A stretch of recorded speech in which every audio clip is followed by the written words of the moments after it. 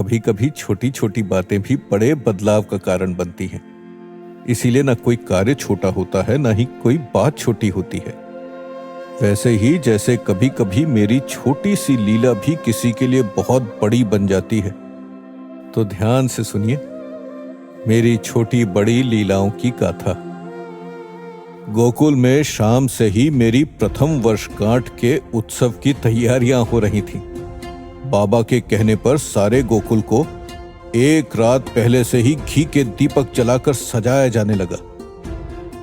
जब सवेरा हुआ तो मैया और रोहिणी माता को गोकुल की अन्य महिलाओं के साथ मंगल कलश लेकर मंदिर जाना था।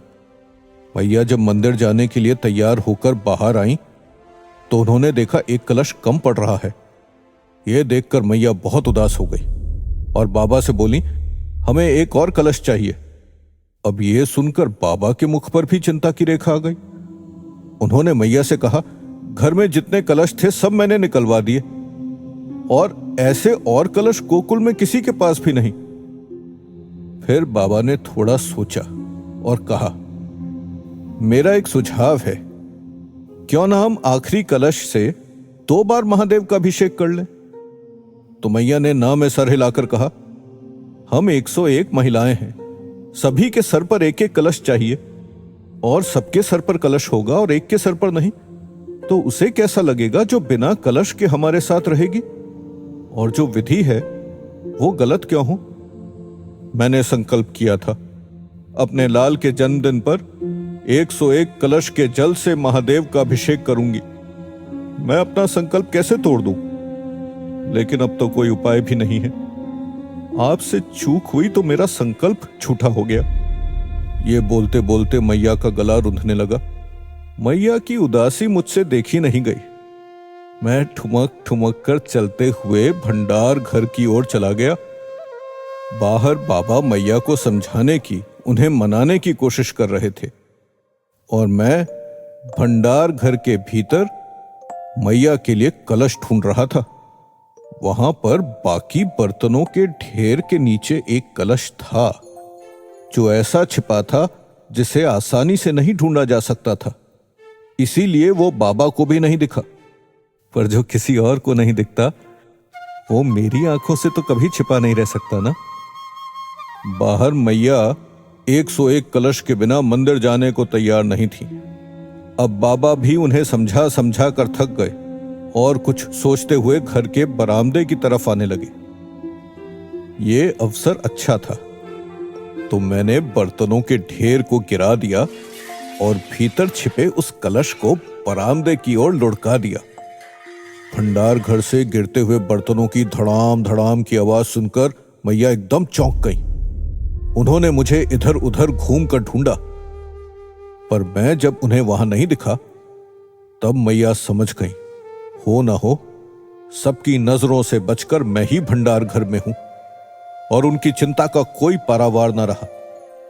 तब मैया भंडार घर की ओर मेरा काना बोलते हुए भागने लगी। पर तब वो कलश लुढ़कते लुढ़कते भंडार घर से निकला और बाबा के पांवों के पास आकर रुक गया। और उधर मैया के भंडार घर में आने से पहले ही मैं ठुमक ठुमक कर चलता हुआ भंडार घर से बाहर निकल आया। मैया ने झट से मुझे गोद में उठा लिया। उधर बाबा ने वो कलश देखा तो उनके मुख पर भी एक मुस्कान आ गई। उन्होंने जल्दी से उस कलश को देखा, परखा, कलश बिल्कुल ठीक था। मतलब अब मैया की निराशा का कारण दूर हो गया। महादेव के अभिषेक के लिए एक और कलश मिल गया। तब बाबा वो कलश लिए मैया के पास आए। अब तो मैया भी बहुत जोर से मुस्कुरा उठी। फिर क्या था, 101 कलश के साथ महादेव के मंदिर के लिए शोभा यात्रा निकली। पूरे रास्ते सभी सर पर जमुना जी के जल से भरा कलश लेकर मंगल गीत गाते हुए चलने लगी। वो शोभा यात्रा देखते ही बन रही थी। मैया ने भी सर पर कलश रखा हुआ था। एक हाथ से उन्होंने कलश को पकड़ा हुआ था और दूसरे हाथ में मुझे गोद में लिया हुआ था। मंदिर पहुंचकर 101 कलश के जल से महादेव का जलाभिषेक किया गया। और मैया और बाबा ने महादेव और देवी पार्वती की पूजा अर्चना की। पूजा के बाद गोकुल की सभी महिलाओं ने बारी बारी से मुझे गोद में लेकर मुझे बड़े प्यार से पुचकारा, मुझे खिलाया। बाबा ने इस अवसर पर हवन पूजन के लिए विशेष रूप से ऋषि गर्ग को आमंत्रित किया था। मुख्य हवन के अलावा बाबा ने गोकुल में अलग अलग जगहों पर भी हवन और यज्ञ का आयोजन करवाया था, जिसके कारण पूरा ब्रज चंदन और कपूर की महक से भर गया था। सारा गोकुल तो मेरी प्रथम वर्षगांठ के उत्सव के किसी न किसी काम में लगा हुआ था। पर अगर सारे गोकुलवासी इस तरह व्यस्त नहीं होते तो भी किसी को इस बात की भनक कैसे लगती कि उत्सव के माहौल में डूबे गोकुल के ऊपर बादलों में छिपा तृणावर्त नामक संकट घात लगाए बैठा है। जब ये सब हो रहा था तब मैं अपने दाऊ का हाथ पकड़कर आंगन में इधर उधर घूम रहा था। मुझे तो पता था तृणावर्त वहां आ चुका था। ताऊ ने भी आसमान में हो रही इस विचित्र हलचल को देख लिया था, जिससे उन्हें अंदेशा हुआ कि कहीं फिर से कोई मायावी मुझ पर हमला करने के लिए तो नहीं आया। तो उन्होंने मुझसे पूछा, कान्हा, ये आसमान के बादल आज एक ही जगह क्यों घूम रहे हैं? क्या फिर कोई दुष्ट आया है यहां? ताऊ ना पूछते तो मैं चुप रहता, उन्हें कुछ ना कहता। पर जब उन्होंने मुझसे सवाल पूछ ही लिया तो फिर मैं भला उनके सवाल का उत्तर कैसे नहीं देता। तो मैंने दाऊ की तरफ देखकर कहा, हां दाऊ, सही पहचाना आपने। इस बार कंस ने मुझे मारने के लिए तृणावर्त नामक भयानक राक्षस को भेजा है। वही इस समय गोकुल के आसमान में बादलों के बीच पवंडर की तरह यहां से वहां घूमता हुआ मेरा वध करने का सही अवसर ढूंढ रहा है। पर तृणावर्त को यह पता नहीं कि वो गोकुल वासियों से तो छिप सकता है, पर मेरी दृष्टि से कोई नहीं छिप सकता। मेरी बात सुनकर ताऊ के मुख पर थोड़ी चिंता आ गई। उन्होंने सिर उठाकर आसमान की तरफ देखा और फिर मुझे देखकर बोले, तृणावर्त, अब ये कौन है कान्हा? तब मैंने दाऊ को तृणावर्त के बारे में बताना शुरू किया। ताऊ, पृथ्वी से दूर गंधमादन नामक एक पर्वत है, जिस पर एक समय सहस्त्राक्ष नामक राजा का राज्य था। वो भोग विलास का आदि था। एक बार ऋषि दुर्वासा उसके राज्य में पधारे, किंतु सहस्त्राक्ष तो उस समय अपनी हजारों प्रेमिकाओं के साथ था, इसलिए उसे ऋषि दुर्वासा के आने की खबर ही नहीं हुई और उसने उनका स्वागत नहीं किया। ऋषि दुर्वासा को यह अपना अपमान लगा और उन्होंने क्रोध में आकर राजा को शाप दे दिया, मूर्ख सहस्त्राक्ष, राजा का धर्म और कर्तव्य निभाना तो दूर, तुम्हें तो शिष्टाचार का भी ज्ञान नहीं रहा।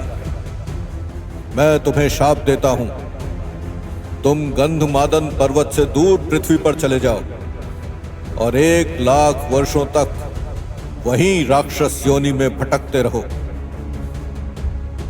यह सुनकर सहस्त्राक्ष घबरा गया और अपनी अज्ञानता के लिए ऋषि दुर्वासा से क्षमा मांगने लगा। ऋषि दुर्वासा को राजा पर तरस आ गया। उन्होंने कहा, मैं अपना शाप तो नहीं लौटा सकता, पर इतना आशीर्वाद अवश्य दे सकता हूं कि द्वापर युग में तुम्हें श्री कृष्ण के चरणों का स्पर्श प्राप्त होगा और तब तुम्हारी मुक्ति होगी। इतना कहकर ऋषि दुर्वासा वहां से चले गए।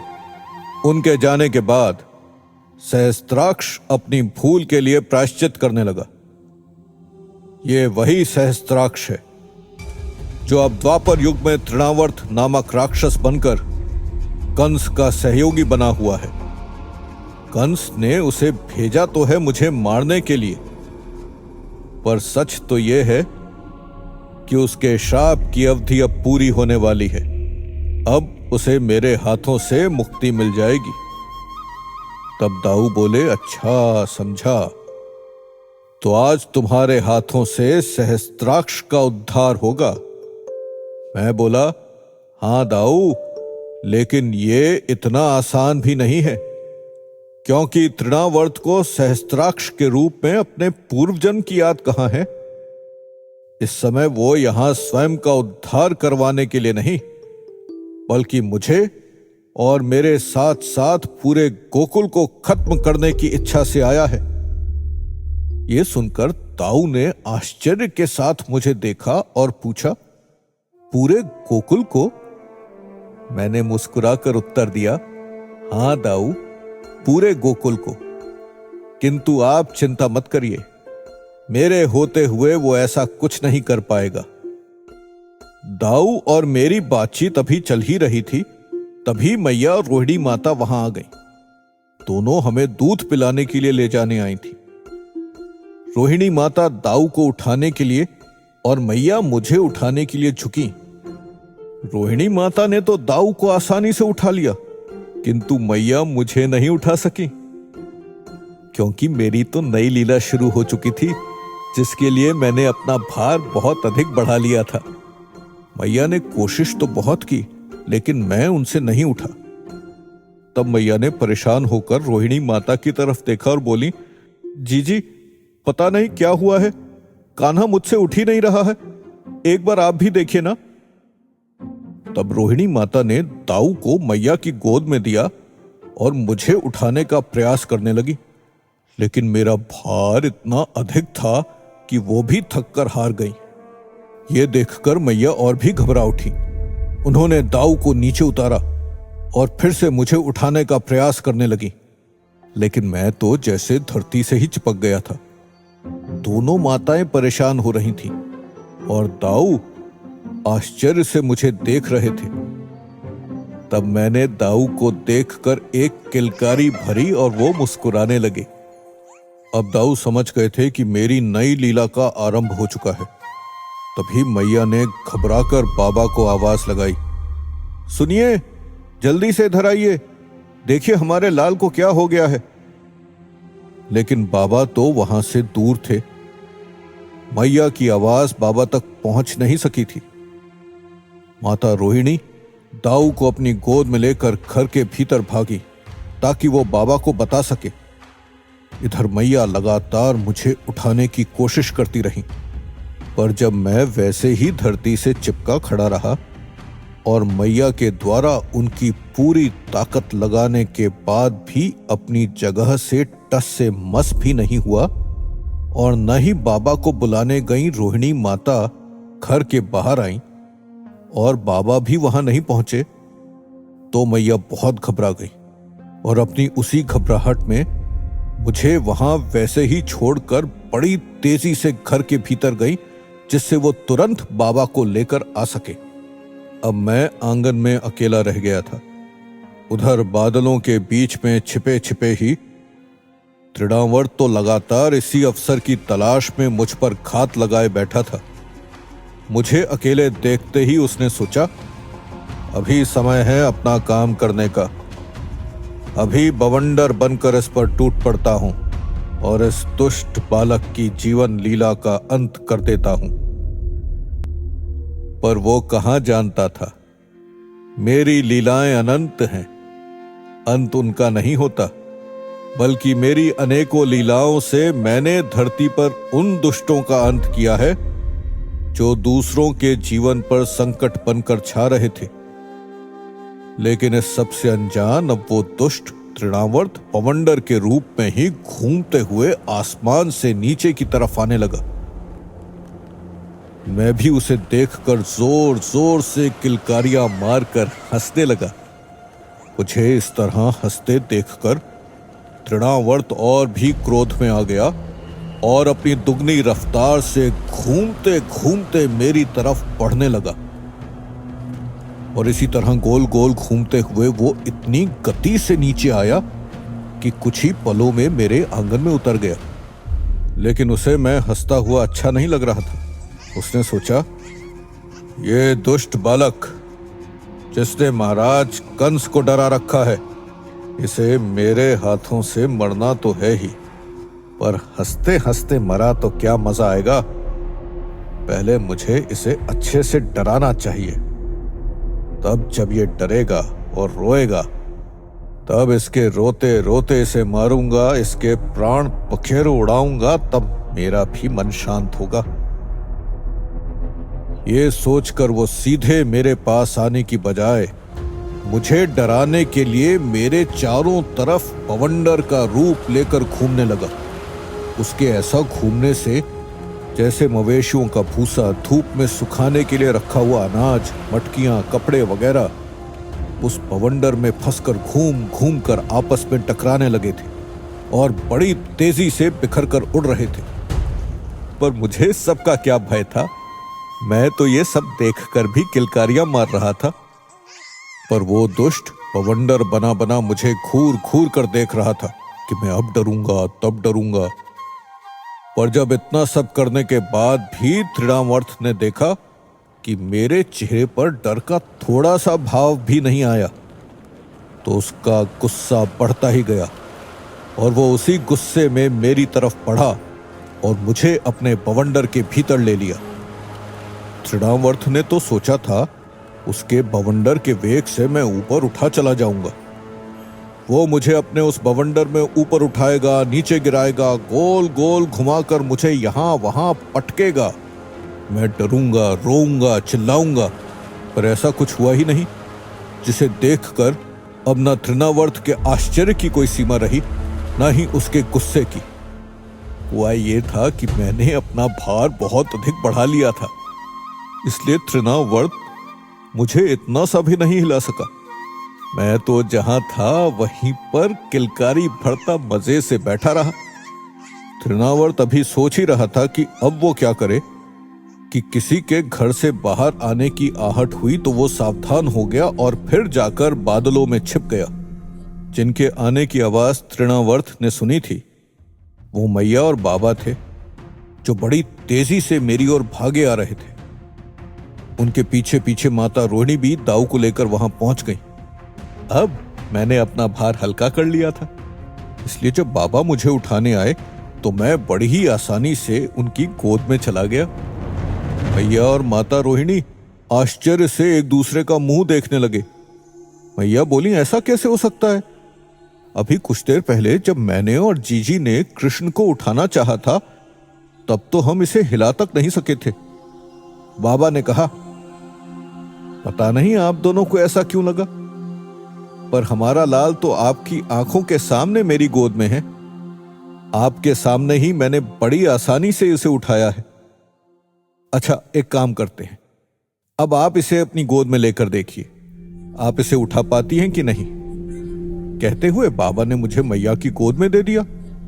अब की बार मैया ने मुझे बड़ी आसानी से उठा लिया था, पर उनका आश्चर्य अभी भी कम नहीं हुआ था। तभी माता रोहिणी का ध्यान आसपास गया तो उन्होंने देखा कि आंगन का सारा सामान इधर उधर बिखरा पड़ा था।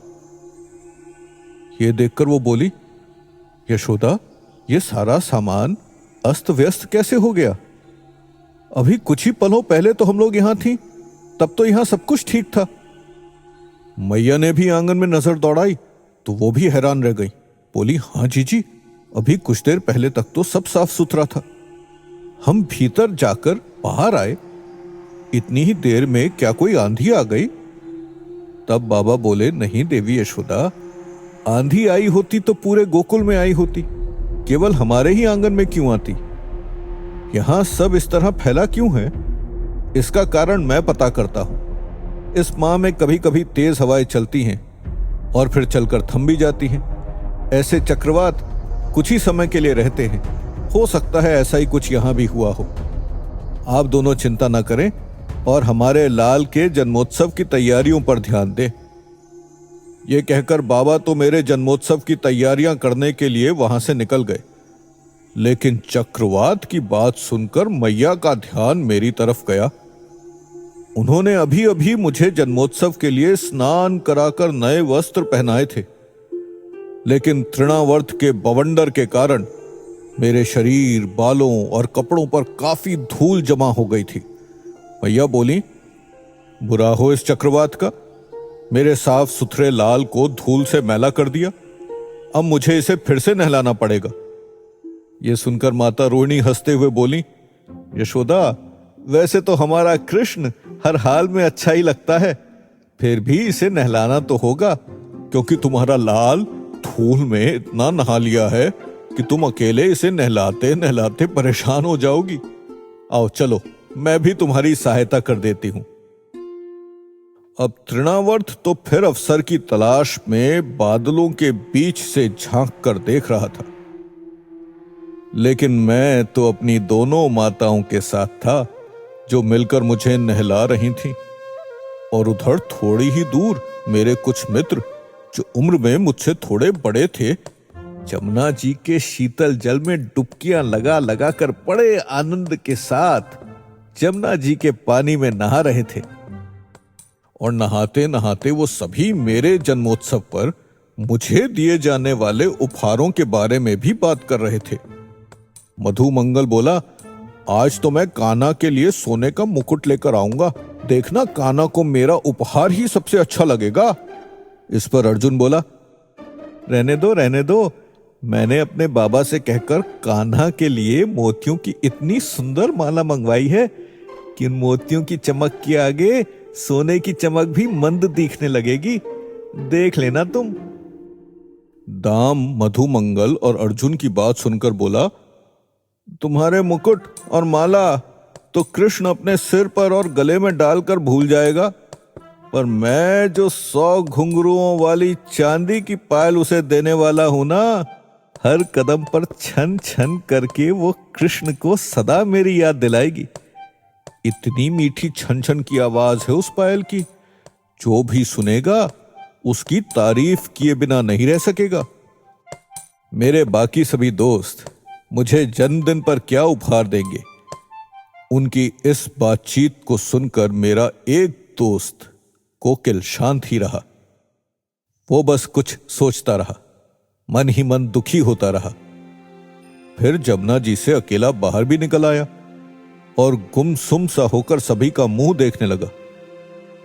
उसके पिता कुम्हार थे, उनके पास अधिक धन संपत्ति थी नहीं, तो वो सोने चांदी और मोतियों के उपहार कहां से लाता। इसीलिए वो मन ही मन उदास था, लेकिन किसी से अपने मन की बात नहीं कह पा रहा था। पर जिन्होंने धन का अभाव न देखा हो, वो इस बात को कैसे समझते कि पास में धन का न होना किसी को कितना दुखी कर सकता है। ऐसे ही उसे चुप देखकर और उसकी ऐसी चुप्पी का कारण नहीं समझकर मधुमंगल ने कोकिल से पूछा, क्या हुआ कोकिल, तुम इस तरह चुपचाप वहां जाकर क्यों बैठ गए? तुम भी तो बताओ, तुम कान्हा को क्या उपहार देने वाले हो? मधुमंगल की बात कोकिल ने सुनी तो सही, लेकिन उसका कोई जवाब नहीं दिया और पलटकर एक तरफ चल दिया। सभी दोस्तों ने यह देखा तो वो हैरानी से एक दूसरे का मुंह देखने लगे, लेकिन मुझसे कोकिल की चिंता नहीं छिपी थी। मैं अपने मित्र को दुखी नहीं देख सकता था, इसलिए मेरी ही प्रेरणा से कोकिल गोकुल से लगे जंगल की तरफ चल दिया था। मेरा ये मित्र कोकिल वही लड़का है जो बचपन में चल नहीं पाता था और जिसके पैरों की मालिश करने के लिए पहले मालिश वाली स्त्री ने मना कर दिया था, लेकिन बाद में मेरी लीला से सबक लेकर उसने कोकिल के पैरों की मालिश की थी और उसके बाद से ही कोकिल ठीक से चलने लगा था। अपनी मैया से कोकिल ने यह बात सुन रखी थी, इसलिए उसे मुझसे कुछ अधिक ही लगाव था। अब बस एक ही सोच के साथ कि मैं कृष्ण को क्या उपहार दूं, कोकिल जंगल में चलता चला जा रहा था। अचानक मेरी ही लीला से कोकिल को हल्की सी ठोकर लगी और वो धरती पर फैली नरम घास पर गिर पड़ा। कोकिल संभल कर उठने की कोशिश करता, लेकिन उससे पहले ही उसे अपनी आंखों के सामने और अपने चेहरे के बिल्कुल पास में कदम का एक बहुत ही नन्हा सा पौधा दिखाई दिया। वो इतना नन्हा, कोमल और सुंदर था कि कोकिल अपनी हथेलियों पर अपना चेहरा टिकाकर उसे देखता ही रह गया। उसकी नन्ही नन्ही पत्तियों का रंग हल्का हरा था बड़े पत्तों की तरह अब तक उनका रंग गहरा नहीं हुआ था। उन नवजात कोमल पत्तों पर रात को हुई बारिश की कुछ बूंदें अब तक टिकी हुई थीं। कोकिल का मन हुआ अपनी उंगलियों से उन बूंदों को नीचे गिराकर अपने दूसरे हाथ में ले ले, लेकिन कदम का वो पौधा इतना कोमल था कि कोकिल ने एक बार हाथ बढ़ाकर पीछे कर लिया। उस पौधे को हाथ नहीं लगाया, क्योंकि उसे डर था कि कहीं उसके छूने भर से ही पौधे को कोई नुकसान न पहुंच जाए।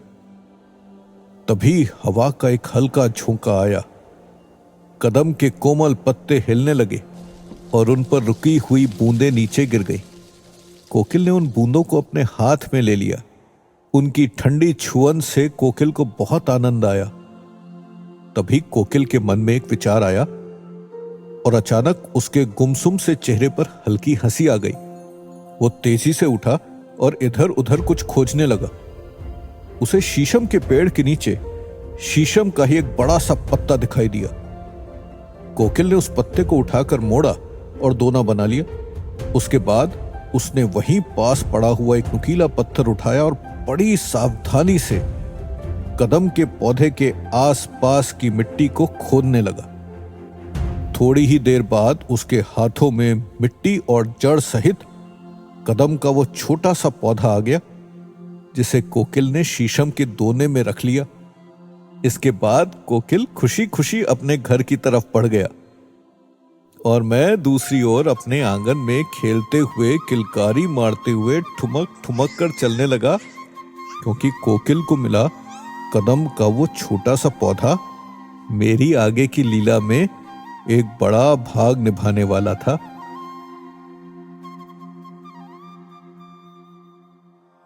कदम्ब का ये नन्हा पौधा श्री कृष्ण की किन लीलाओं में अपना भाग निभाने वाला था और तृणावर्त के उद्धार के लिए श्री कृष्ण कौन सी लीला करने वाले थे, ये सब जानने के लिए तो फिर आना होगा प्रभु श्री कृष्ण की लीलाओं की गाथा श्री कृष्ण लीला को सुनने।